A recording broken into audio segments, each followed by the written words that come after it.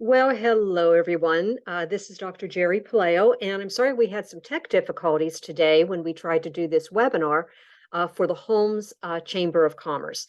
However, I'm very grateful to be able to present this information to you, and Tiffany will be sending you a PDF of all the slides, and obviously, if you're watching this video, she's already sent you the link.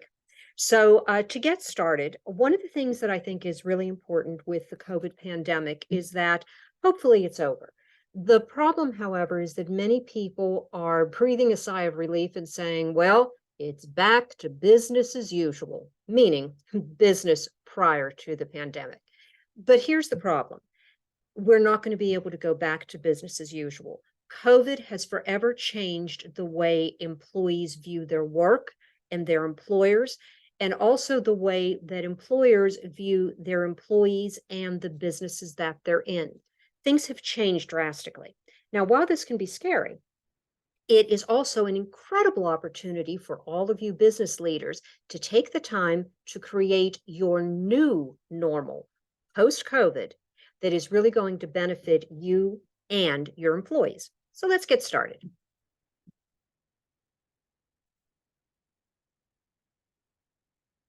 Sorry for that delay. Now, you're probably wondering why I've got Microsoft up here. Well, back in April 2022, I did a webinar for Microsoft. And in October of 2022, I did a presentation for a women's group called Women's Impact. And it was on the same topic. We were talking primarily about this whole idea of working from home and the changes post-pandemic. But this is what was really interesting. I couldn't use the presentation in October that I had created for Microsoft in April. The reason for that was everything had changed. With Microsoft, I was helping them avoid burnout through working from home. Now it's RTO, or returning to the office, and all the challenges with that. There's also a lot more of the, well, not so greats, the great resignation that we've all heard about, plus a couple of other ones. And then there's something else called the quiets, but the quiets aren't so quiet. They're pretty loud, and the greats and the quiets together change everything in terms of the way that business is done, what employees expect, and how you manage and lead those employees. So in today's webinar, what I'm going to talk about are these three things: work from home versus returning to the office, the not so greats, and the not so quiets. So let's talk about this big challenge. Many employees have worked from home during the pandemic, depending on what their job is. And now many employers are saying, well, pandemic's over. It's time for you to come back into the office or return to the office. But there's a problem. Many employees don't want to return to the office, and many employees are quitting as a result of that. So what are you supposed to do? It's quite a challenge. In a recent study by the Harvard Business Review, they mentioned that by focusing so strongly on the where and when of work, many policymakers appear to have lost sight of how and how much we are working. In other words, employers generally were looking at, if I can see you, then I know that you're working. Where are you working? In the office. When are you working? During office hours. But that's not really a very good strategy, especially now in the post-pandemic age. You need to be focusing not only on how much employees are working in terms of the number of hours per week, because as we know, too many hours can lead to burnout, but also how employees are working. How do they prioritize their tasks? What do they do? How do they determine how they are going to get their tasks, duties, and responsibilities done?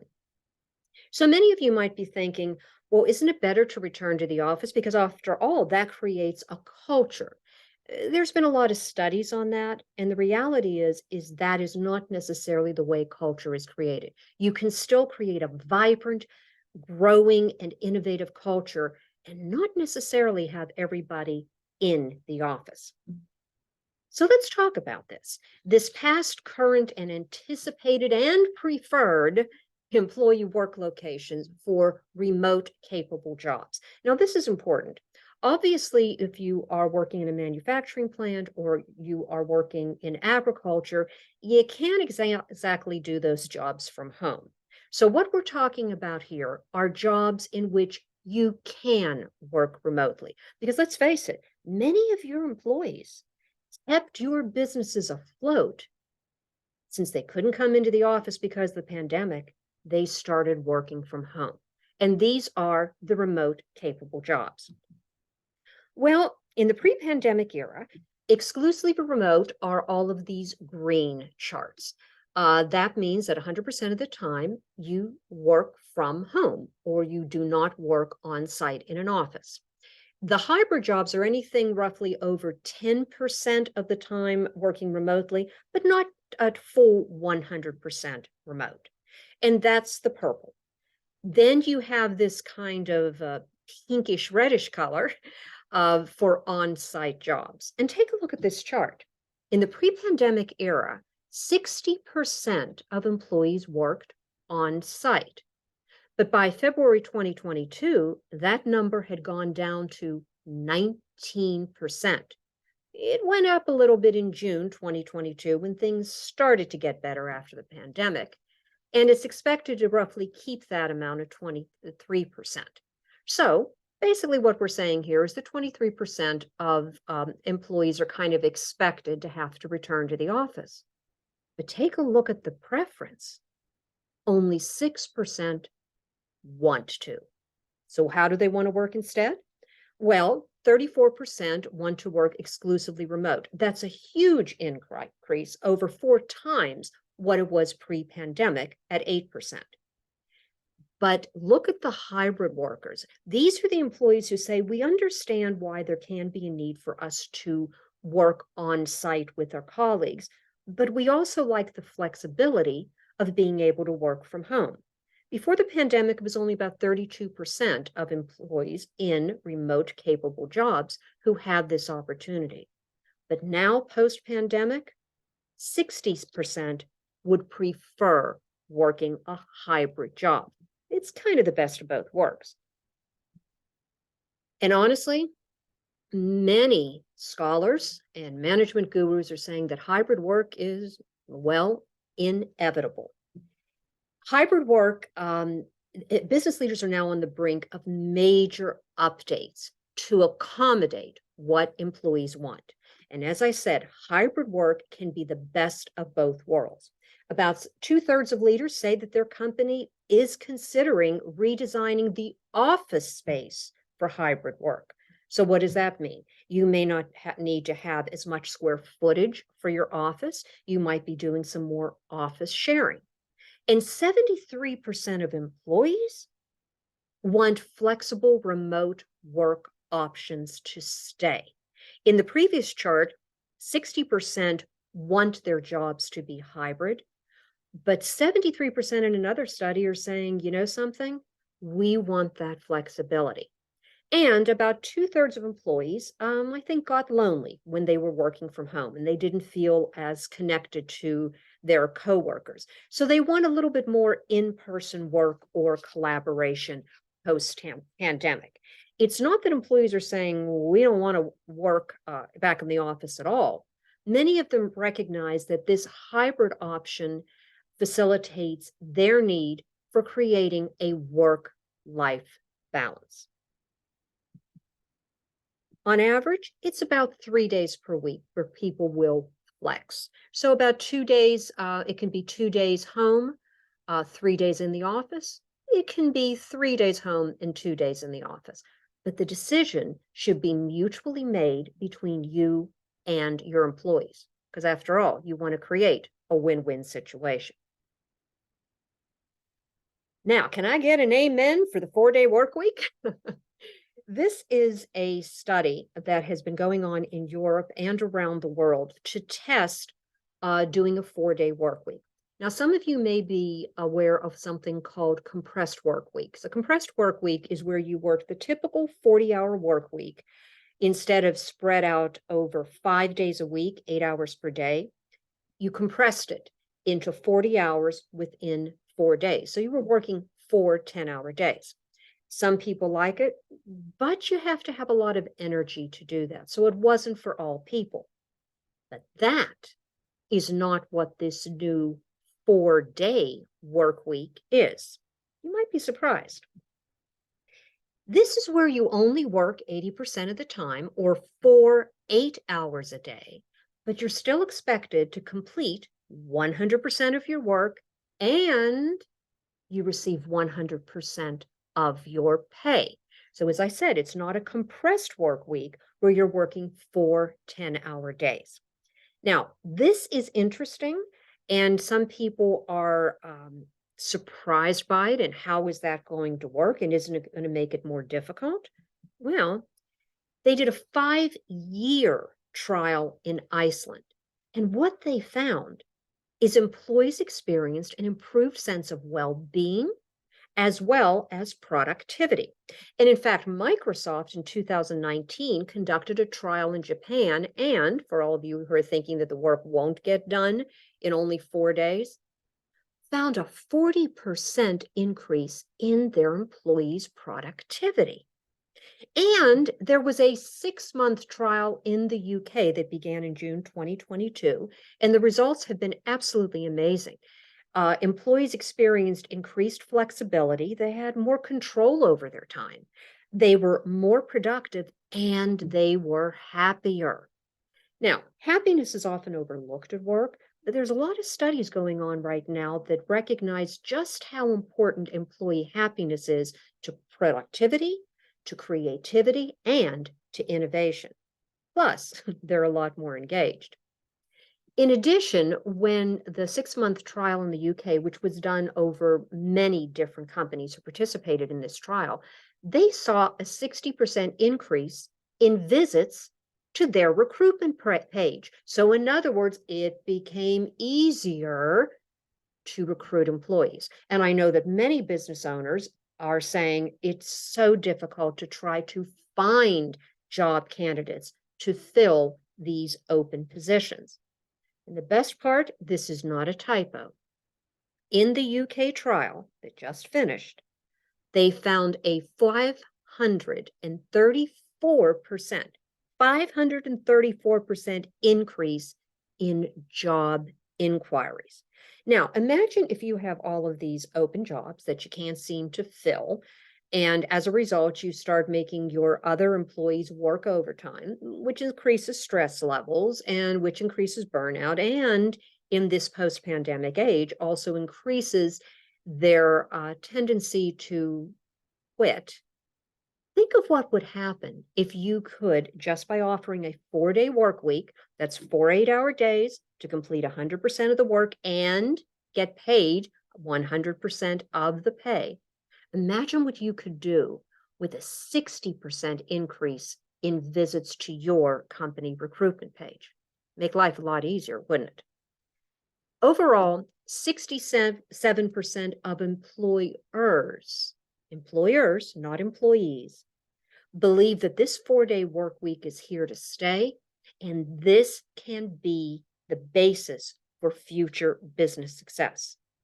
So when you think about this whole challenge between working from home or returning to the office, you need to ask a couple questions. How do you plan, schedule, and prioritize the work? And are we ready to offer this flexibility? Introducing flexibility in terms of work scheduling takes some planning. You have to understand your employees. You have to understand the workflows. So it takes some time. This is not something that you just throw it out there, because 9 chances out of 10 it's going to fail if suddenly everybody's working remotely or you've introduced some hybrid work. You need to think about it and you need to plan it. And happily, we here at the SBDC can help you. So that's the end of the discussion on this challenge between working from home or remote work. Next, we're going to talk about the second thing that really characterizes the post-pandemic new normal, the not so great greats. Well, as we all know, the Great Resignation was a real thing. And in November 2021, there were 4.53 million people who had quit their jobs. So the question becomes, why did these employees quit? Well, a lot of it had to do with toxic workplace behavior during the Great Resignation. When the pandemic first started, I posted a blog post in my Change Without Burnout blog, which is geared towards business leaders. And one of the things I said was, watch what you're doing during the pandemic because your employees are watching you. Were you compassionate? Were you empathetic to the employees' fears and what they were doing? Were you appreciative of the fact that they said, yes, we will work from home and we will make the necessary changes? Unfortunately, if your workplace is characterized by some toxicity, your employees are 8 times more likely to burn out. And the number one reason why employees quit, 40% of them say it's because they are burned out. Burnout is real.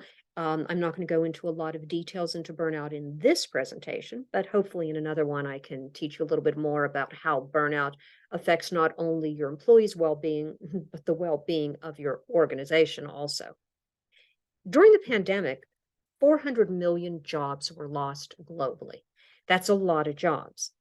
And because of the stress and the great resignation, employees started thinking about what they really need and what they really expect from work. And this is what they found out. The employees want a more fulfilling career. They don't want to just fluff along and not feel like they're contributing. They want a career that they feel that they're making an impact and that they enjoy going to work. Think about it. Isn't that what everybody wants? Don't you really want to enjoy your work? Because let's face it, we spend most of our time working. The other thing they want is greater flexibility in how they work and when they work. So even if you have a manufacturing facility where you say, well, my employees run machinery and, to manufacture products, and we can have them work from home. Manufacturing employees just want greater flexibility of their start times and their end times. So this is something to really take into consideration. If you do not offer some form of flexibility that the employees want, the chance of them resigning is going to go up. And then you go into this whole cycle of trying to recruit. And then, as we know, a lot of employees who are new hires, they may show up the first day, they may show up the second day. But sadly, many of these employees ghost the employers. So with this great resignation, this is something that is continuing. It's not over just because the pandemic seems to have evened out and we're not in the full throes of the pandemic anymore. So one of the ways to overcome this great resignation and get employees to stay is to give them greater flexibility in how and when they work, and also to make sure your workplace isn't toxic. With the great resignation came something called the great reshuffle.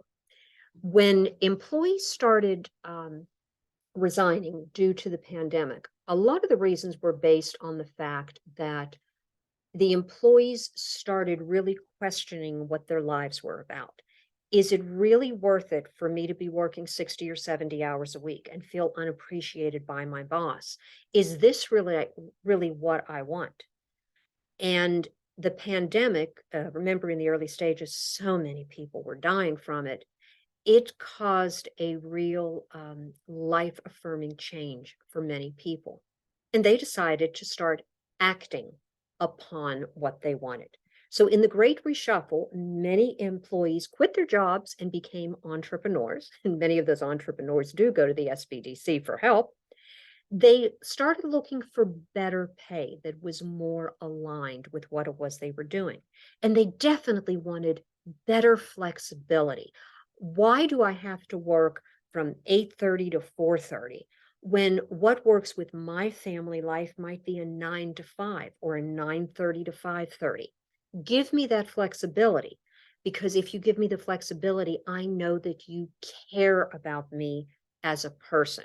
And that's one of the big things the pandemic brought up. It brought out the humanity of all of us. In addition, in the Great Reshuffle, many people changed careers and said, I'm burned out. I'm tired. I don't want to do this anymore. I'm going to change to something else. They also are looking for alignment of their values with what the employer is espousing. They want an alignment of values. They want to know that what they do matters and that what they do is appreciated and recognized by their employers. In other words, they, like many of us, are conscientiously striving towards work-life balance. Now, these are, the Great Resignation and the Great Reshuffle were just two of the not so greats. So that finishes the second thing we're talking about. We talked about work from home versus return to office. We've talked about the not so greats. And now we're going to talk about the not so quiets. Now, we've all heard of this idea of quiet quitting, but it was started with a very short TikTok video. And I'm going to play this right now. I recently learned about this term called quiet quitting, where you're not outright quitting your job, but you're quitting the idea of going above and beyond. You're still performing your duties, but you're no longer subscribing to the hustle culture mentality that work has to be your life. The reality is it's not, and your worth as a person is not defined by your labor.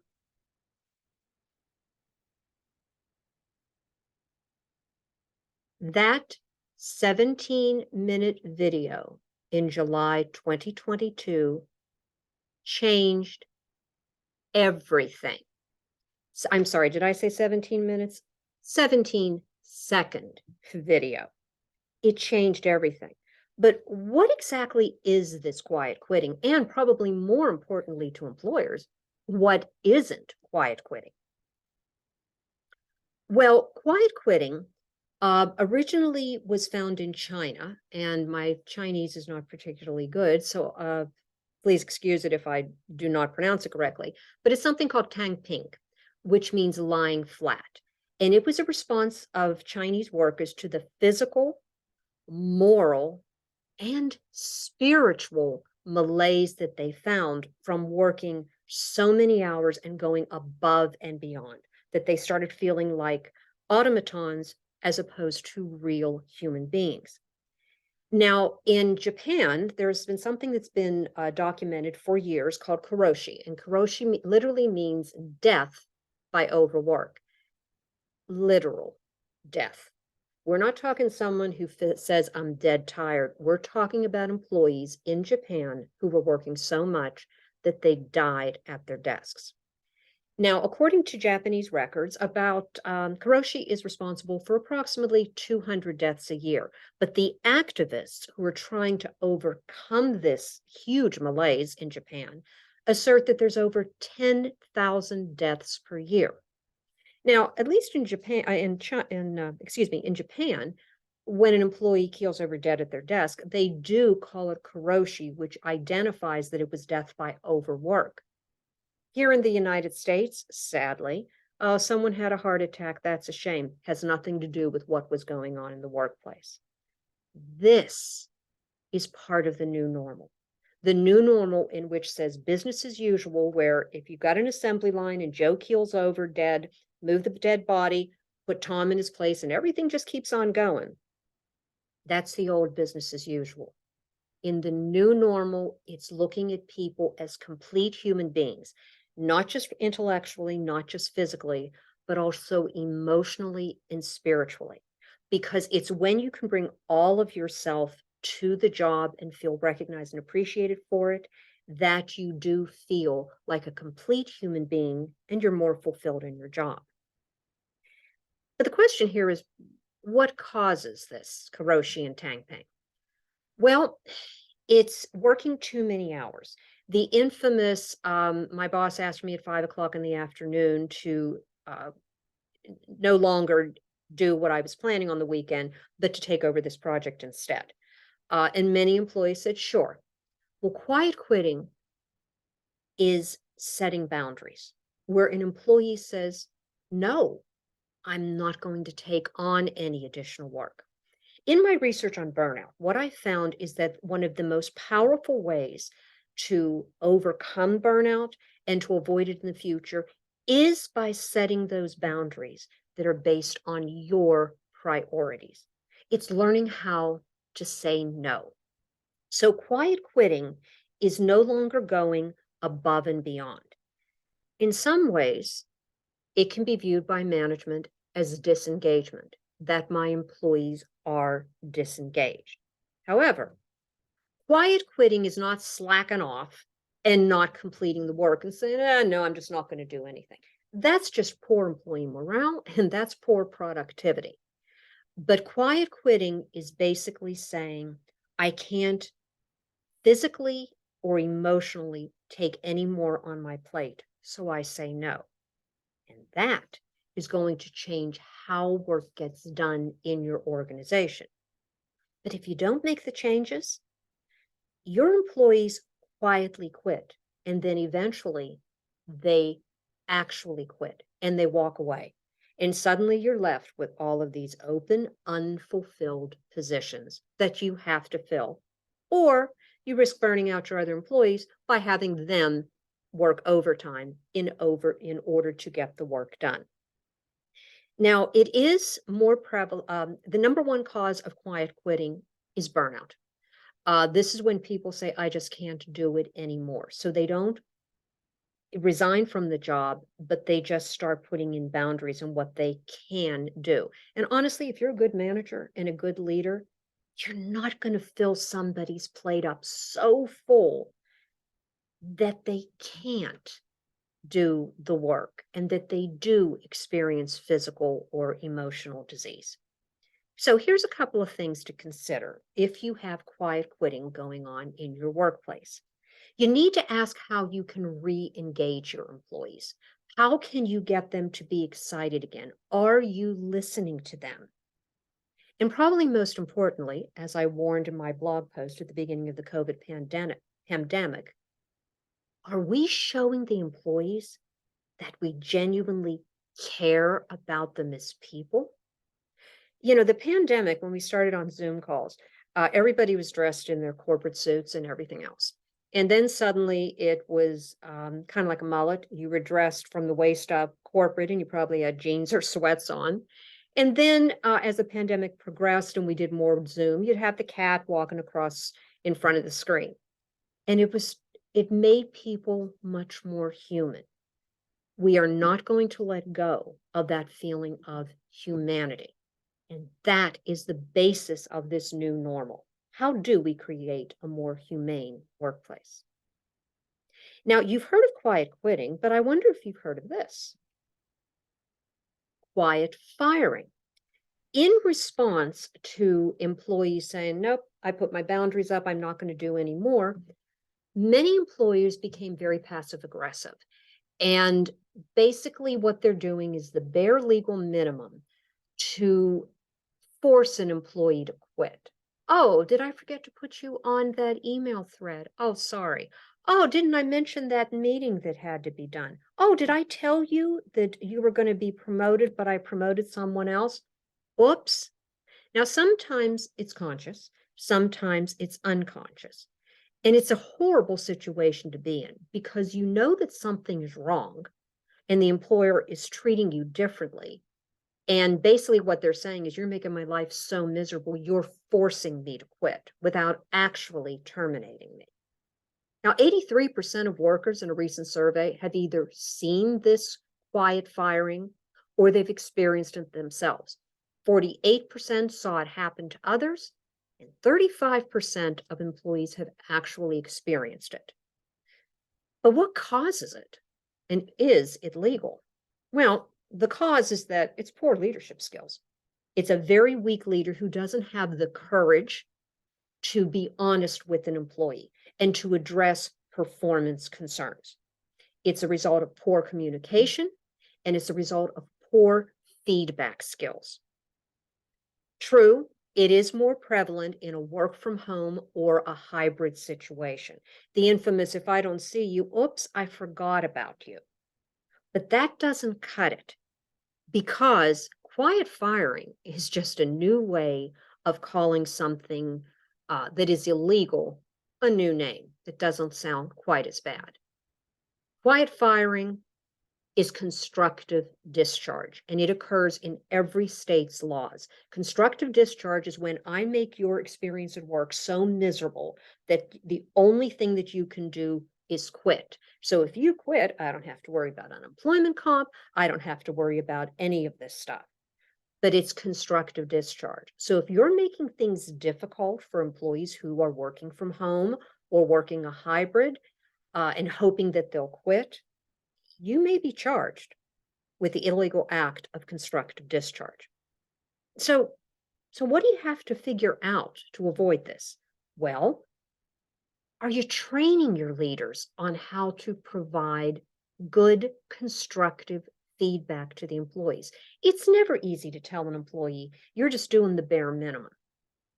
How do you address those types of concerns? Don't expect managers to just wing it, because a lot of times they're not aware of the laws that govern that feedback, nor are they aware of a compassionate way of presenting it to the employees.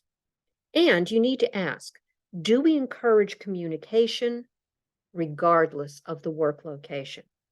As I said in the chart earlier, there is a real strong push towards hybrid and remote working. And you need to be able to adjust and modify your communication channels so that all employees, whether they're working in the office, working from home, or they're working a hybrid variation of that, you have to make sure that everybody is on the same page. And that is very different from what it was pre-pandemic. So to conclude, this is Christopher Columbus, and we were taught that Columbus founded America. But what we're realizing now, or admitting to, is the America was already there. All the workplace challenges that you're seeing the results of post-pandemic were already there prior to the pandemic. COVID only exacerbated these challenges. Remember, they were already there. This didn't just happen with COVID. It might have been a little crack in the foundation of your organization. COVID separated it and made it a lot bigger and into a chasm. And so, as I said, COVID exposed poor corporate strategy. What strategy should focus on is, how does the work actually happen? Do you know your processes? How do you organize the work? How is the work designed? And more importantly, how is the work executed? If you don't know how the work is executed, how are you going to provide good feedback and solid performance appraisals that will help your employees to grow, and by helping them to grow your business? The strategy, unfortunately, usually focuses on business goals and technology baselines. In other words, according to Inc. magazine, most strategies just kind of expect that employee alignment and focus, engagement and productivity, it just kind of happens. But if you're going to be leading your organization in the post-pandemic era and creating a new normal that works for your organization, but for what you're trying to achieve strategically, and for the type of employees that you need to help you achieve that goal, then you don't have to leave this up to chance. You need to create a process and create a structure that will help align the employees with the corporate goals, help them to focus and engage, and in so doing, enhance your productivity and your creativity. So I'm going to finish up now with an acronym that I hope will help you to create your new normal, something that is unique to your organization, that gives you a competitive advantage, both in your market as well as in trying to find those elusive qualified job candidates. And that is to feel. COVID made us all human. We were no longer just viewed as a manager, an employee, a representative, an assistant. Instead, it made us all human. So to create this new normal in your organization, focus on flexibility. Don't just decide what's going to happen. Talk to your employees. Display empathy. The employees need to know that you understand them. And think about it for yourself. Don't you want to report to your boss in a way that you know that they get you, that they empathize with you? And don't be afraid to evolve. Just because this is the way it was done before doesn't necessarily mean that that's still going to work in this new post-pandemic work environment. And above all, listen to your employees. They will tell you. One of the things that I do is I conduct employee interviews to find out what the employees are really thinking. And the reason why I do that, and I code them, and there's a model that's created, it's called grounded theory. The reason why I do that is so that the leaders know exactly what the employees are thinking or feeling. They're not assuming, they actually know. Once you have that data and that information, then you can make changes that will stick and that will help you to grow. So, in conclusion, I would leave you with this quote: we need to move forward to a new path, and that requires engaging your employees to establish new ways of working together. No more business as usual, people. The pre-pandemic did away with the business as usual that existed before the pandemic. So it's now time, and it's a fabulous opportunity for you to co-create with your employees your new normal. Good luck.